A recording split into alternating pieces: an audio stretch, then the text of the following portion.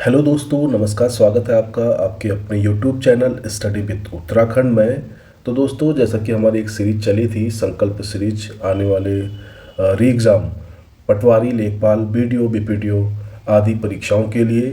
तो दोस्तों, ये उसका आज पार्ट 14 है। ठीक है, जो लोग नए जुड़ेंगे सब्सक्राइब कर लेना और लाइक कर देना और अधिक से अधिक शेयर कर देना दोस्तों। ठीक है, तो स्टार्ट करते हैं इसके पहले क्वेश्चन से।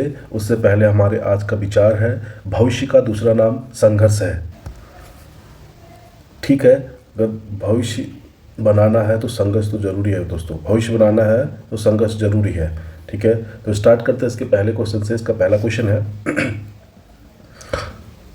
इसका पहला क्वेश्चन है, इनमें से एक सजाती स्वर नहीं है। ठीक है, सजाती स्वर ऐसे स्वर होते हैं जो एक समान हो, जैसे एक समान स्वर से मिलकर बनता है। जैसे ओ प्लस ओ से मिलकर क्या बनता है? आ बनता है। ठीक है, इसी प्रकार इसमें सजाती स्वर। ठीक है, मैं सजाती स्वर के बारे में बताना चाहता था कि जो समान स्वर मिलकर बने होते हैं वो सजाती स्वर कहलाते हैं। जैसे ई है, बड़ा ऊ है, ऑप्शन सी में आ दिया है, ऑप्शन डी में ए दिया है। तो क्या होगा इसका सही आंसर? जो सजाती स्वर नहीं है। ठीक है, तो ऑप्शन डी इसका सही आंसर हो जाएगा। ठीक है, ई जो होता है छोटा ई, और ई प्लस ई मिलकर क्या हो जाता है?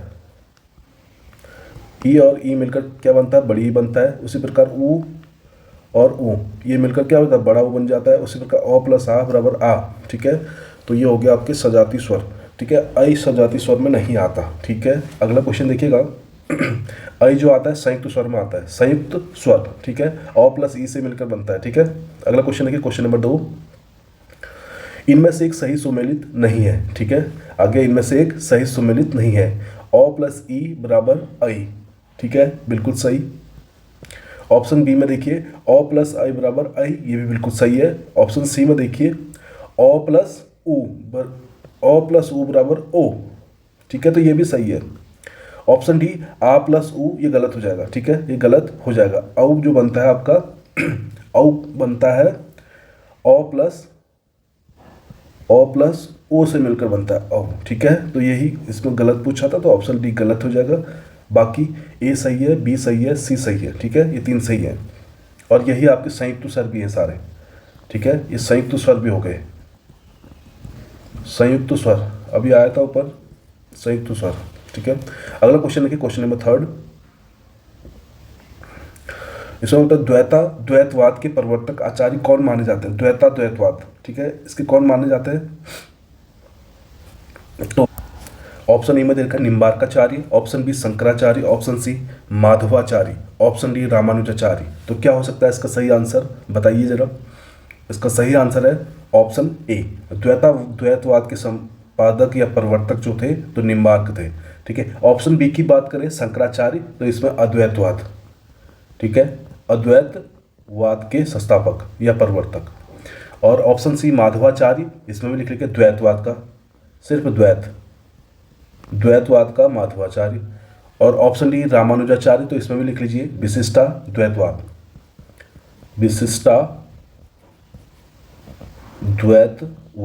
ठीक है, ये हो जाएगा रामानुजाचार्य। अगला क्वेश्चन देखिए, क्वेश्चन नंबर 4। आजकल वह दिल्ली में रहता है, इस वाक्य में आजकल किस प्रकार का क्रिया विशेषण है? ठीक है, तो आप बताइए जरा सा, क्या है इसका सही आंसर? आजकल शब्द क्या है इसमें? ठीक है, सबसे पहले क्रिया विशेषण के 4 भेद होते हैं। 4 भेद, ठीक है, वो यहाँ पे दिए गए। ऑप्शन ए में दिया गया स्थानवाचक, ऑप्शन बी कालवाचक, ऑप्शन सी परिमाणवाचक, ऑप्शन डी रीतिवाचक। ठीक है, क्रिया विशेषण के 4 भेद होते हैं, वो 4 ऑप्शन आपको दिए हैं, और इसमें से आजकल किस प्रकार का क्रिया विशेषण है वो आपको बताना है। तो इसका सही आंसर है ऑप्शन बी। ठीक है, कालवाचक क्रिया विशेषण होता है। ठीक है, जिससे समय का पता लगता है तो उसको क्या बोलते हैं? तो कालवाचक में आएगा। जैसे आप पूछोगे कब, ठीक है, इसके अलावा अभी, ऐसे शब्द आएंगे तो ये क्या हो जाएंगे आपके? ये कालवाचक हो जाएंगे। जैसे परसों लिख दिया एक शब्द, ठीक है, या पहले लिख दिया, ठीक है, तो ये क्या हो जाएंगे आपके? ये आपके कालवाचक क्रिया विशेषण हो जाएंगे। अगला क्वेश्चन देखिएगा, क्वेश्चन नंबर 5।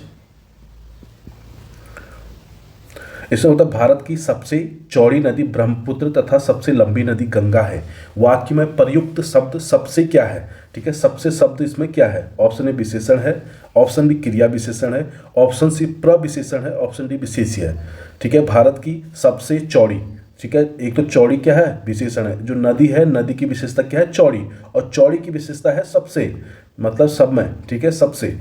तो इसका सही आंसर क्या हो जाएगा, ऑप्शन सी, तो प्रविशेषण हो जाएगा सबसे। ठीक है, नदी जो है आपका संज्ञा है, संज्ञा की विशेषता कौन बता रहा है कि चौड़ी है, ठीक है, चौड़ी नदी है, तो चौड़ी क्या हो जाएगा, विशेषण हो जाएगा। विशेषण की भी जो विशेषता बताते हैं उसको बोलते हैं प्रविशेषण, तो सबसे यहाँ पे क्या हो जाएगा, वो हो जाएगा प्रविशेषण। अगला क्वेश्चन देखिएगा, क्वेश्चन नंबर 6 में बोला है जिस क्रिया का फल कर्ता, ये गलत हो गया, यहाँ पे मिस प्रिंट हो गया, कर्ता ये हो जाएगा, जिस क्रिया का फल कर्ता पर न पड़कर कर्म पर पड़े उसे कौन सी क्रिया कहते हैं। ऑप्शन ए अकर्मक क्रिया कहते हैं, ऑप्शन बी सकर्मक क्रिया कहते हैं, ऑप्शन सी पूर्वकालिक क्रिया कहते हैं, ऑप्शन डी प्रेरणार्थक क्रिया कहते हैं। तो बताइए इसका सही आंसर क्या हो सकता है। ठीक है, तो इसका सही आंसर है ऑप्शन बी सकर्मक क्रिया। ठीक है, सकर्मक क्रिया हो गई जिस क्रिया का फल सीधा कर्ता पे न पड़कर कर्म पर पड़े, तो वहां पे क्या हो जाएगा, सकर्मक क्रिया, और यही इसकी परिभाषा भी हो जाएगी। ठीक है, अकर्मक क्रिया जैसे इनके एक एक उदाहरण लिख रहा हूं मैं। अकर्मक क्रिया जैसे राम क्या सो रहा है, राम सो रहा है। ठीक है, तो सोना क्या है, इसमें अकर्मक क्रिया है। ठीक है, और यदि मैं लिखता हूं राम आम खा रहा है, खा रहा है।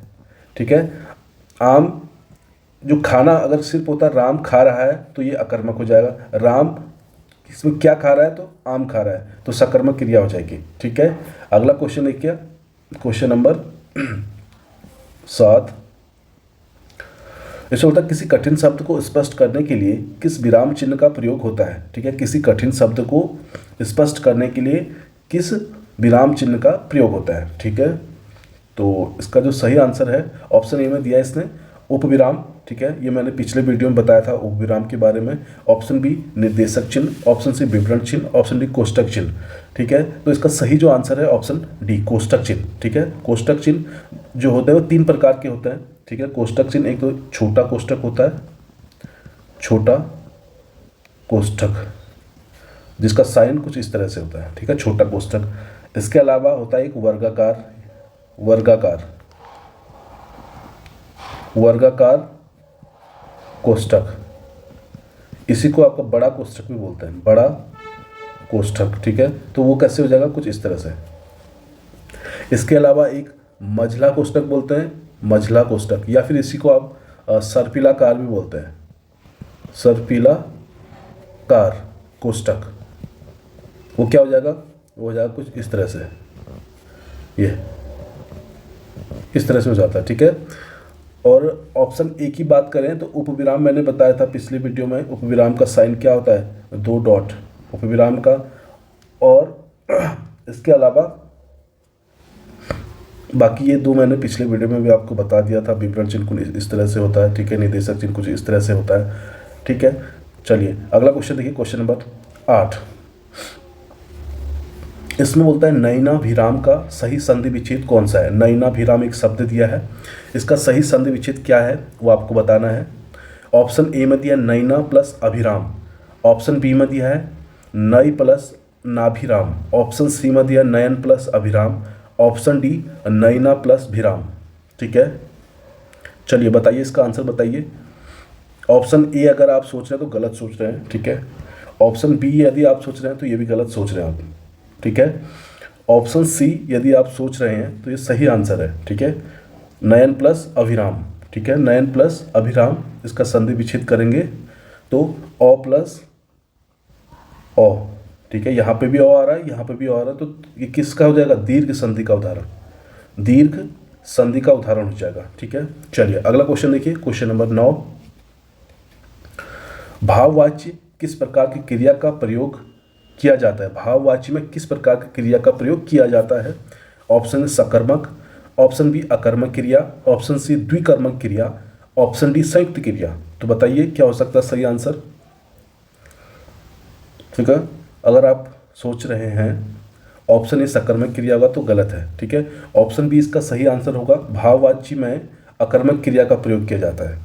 चलिए अगला क्वेश्चन देखिए, क्वेश्चन नंबर 10। जो लोग नए जुड़ रहे हैं सब्सक्राइब कर लेना, थोड़ा शेयर कर देना, वीडियो अच्छी लगती है तो लाइक जरूर कर देना दोस्तों। ठीक है, क्वेश्चन नंबर 10 इसमें बोलता है शिक्षक संज्ञा का कौन सा प्रकार है। ठीक है, अर्थ के आधार पर बताया था पिछली वीडियो में, संज्ञा के 5 प्रकार होते हैं। ठीक है, तो यहाँ पे बताइए शिक्षक संज्ञा का कौन सा प्रकार है। ऑप्शन ए में दिया है समूहवाचक संज्ञा। अगर आप ये सोचोगे तो गलत सोचोगे। ठीक है, ऑप्शन बी व्यक्तिवाचक, ये भी गलत हो जाएगा।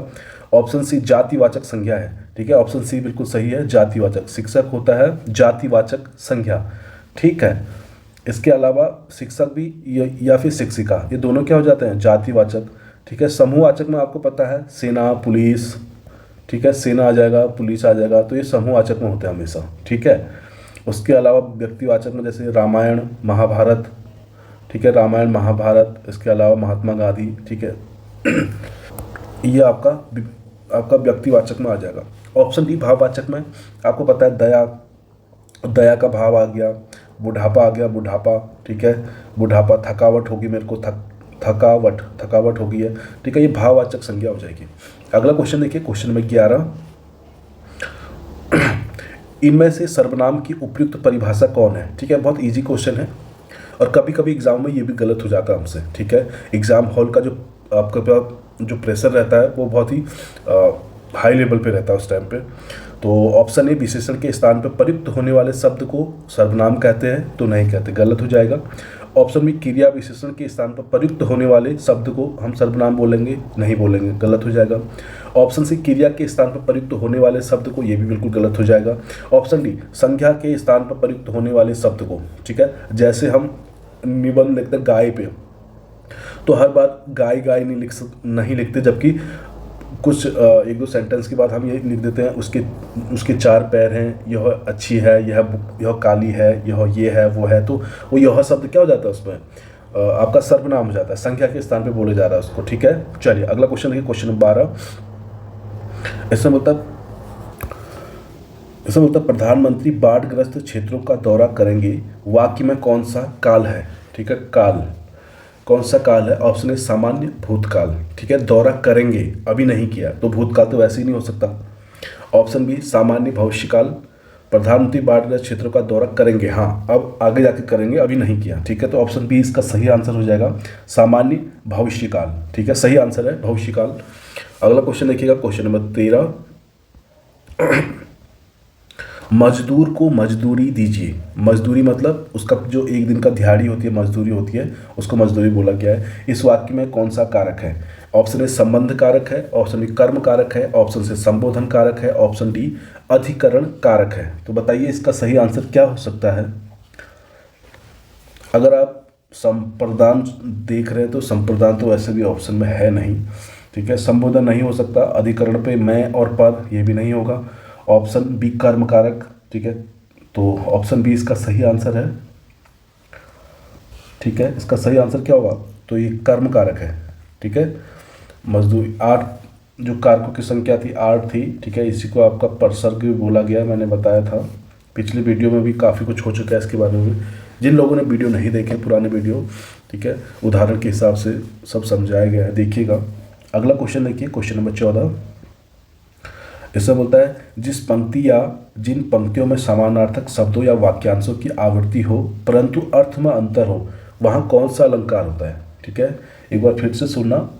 जिस पंक्ति या जिन पंक्तियों में समानार्थक, ठीक है, समानार्थक शब्दों या वाक्यांशों की आवृत्ति हो परंतु अर्थ में क्या हो, अंतर हो, वहाँ कौन सा अलंकार है। ऑप्शन ए छेका अनुप्रास अलंकार, ऑप्शन बी श्रुत्यानुप्रास अलंकार, ऑप्शन सी लाटानुप्रास अलंकार, ऑप्शन डी वृत्त्यानुप्रास अलंकार। तो इसका सही आंसर है ऑप्शन सी लाटा अनुप्रास अलंकार।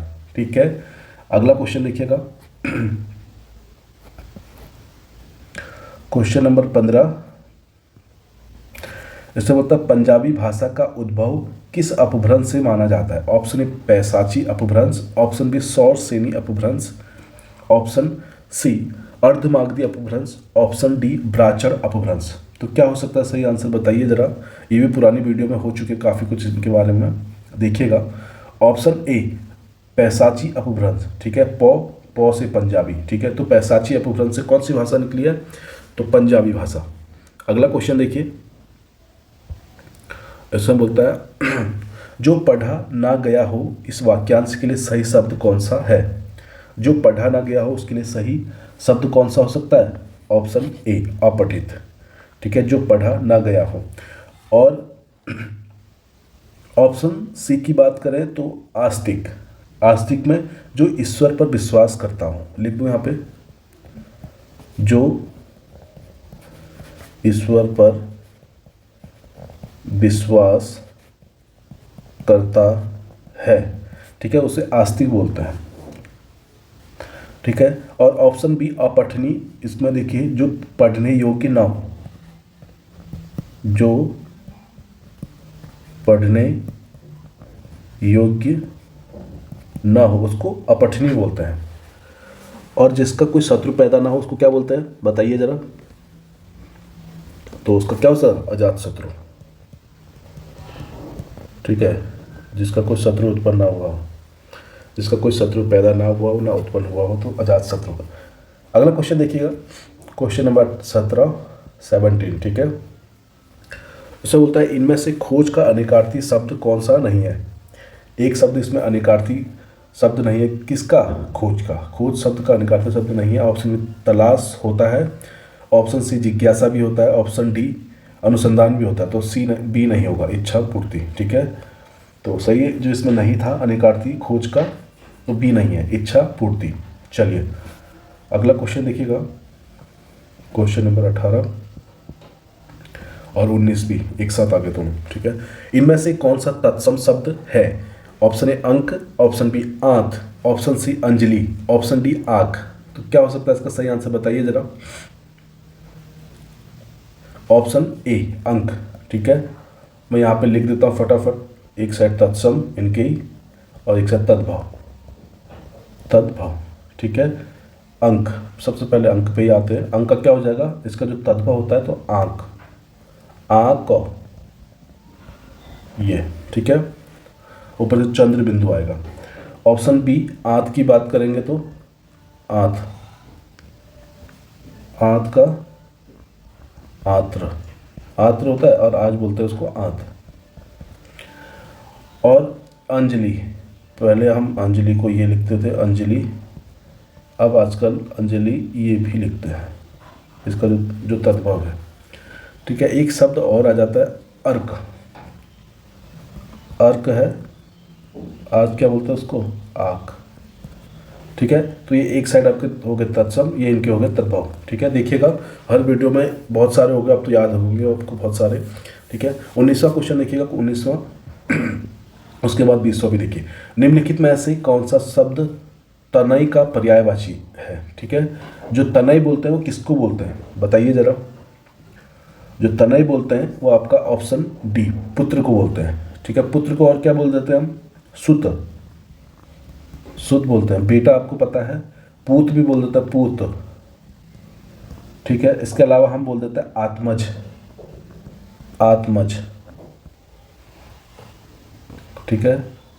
अब इसी पे सुता होता तो पुत्रिका हो जाता, और आत्मजा हो जाता, जा हो जाता तो पुत्रिका हो जाता, ठीक है। इस तरह से देखिएगा।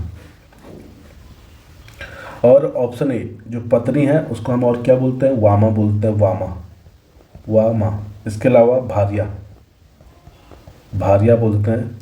इसके अलावा वनिता, वनिता, वनिता बोलते हैं। इसके अलावा कलत्र, कलत्र, ठीक है। तो ये आपकी पत्नी के हो जाएंगे, और भी बहुत सारे हैं, फिलहाल आप मोटा मोटा यही याद कीजिएगा। सागर, सागर का देखिए और क्या बोलते हैं? पयोधी, पयोधी बोलते हैं सागर को। और क्या बोलते हैं? समुद्र बोलते हैं, सिंधु बोलते हैं, सिंधु, ठीक है। समुद्र आपको पता है। निर्धि, निर्धि, धी वाले जहाँ भी होंगे वो आपका सागर के हो जाएंगे। नदीस, नदीस आएगा तो ये भी आपको क्या हो जाएगा? सागर का हो जाएगा। ऑप्शन सी रात, रात का आपको पता है, एक तो बोलता है रात्रि, एक बोलता है निशा, निशा तो पता होगा आप लोगों को, निशा। निशा के अलावा यामा, यामा के अलावा यामिनी, यामिनी, ठीक है। इसके अलावा विभावरी, इंपॉर्टेंट है विभावरी, ठीक है। रात्रि का होता है विभावरी। चलिए अगला क्वेश्चन देखिए, क्वेश्चन नंबर 20। ऐसा बोलता है मक्खी पर मक्खी मारना मुहावरे का अर्थ क्या है? ऑप्शन ए अपने को बहुत बड़ा समझना, ऑप्शन बी हत्या करना, ऑप्शन सी कुछ न करना, ऑप्शन डी पूरी नकल करना। तो दोस्तों इसका सही आंसर हो जाएगा ऑप्शन डी, पूरी नकल करना, मक्खी पर मक्खी मारना। ठीक है, बहुत इंपॉर्टेंट है ये भी, देखिएगा। और वीडियो आपको अच्छी लगी होगी तो दोस्तों थोड़ा सा शेयर कर देना, लाइक कर देना, सब्सक्राइब जो लोग नए जुड़ रहे सब्सक्राइब कर लेना। और मिलते हैं अगले वीडियो में, डेली की तरह कल भी मिलेंगे आपको। चलिए, थैंक यू।